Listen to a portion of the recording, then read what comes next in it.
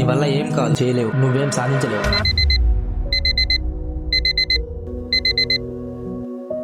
కొన్నిసార్లు కష్టంగా ఉంటుంది మన డ్రీమ్ గురించి మనమే డెసిషన్ తీసుకోవడం.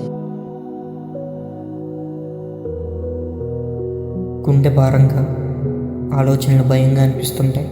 కానీ ఇమాజిన్, నీ కథకి నువ్వే హీరో అయితే, నీ కలల సామ్రాజ్యానికి నువ్వే మహారాజు అయితే, ఈ లోకమే నీకు తల వంచి సలాం చేస్తుంది. నీ కథ నువ్వు మాత్రమే రాయగలవు.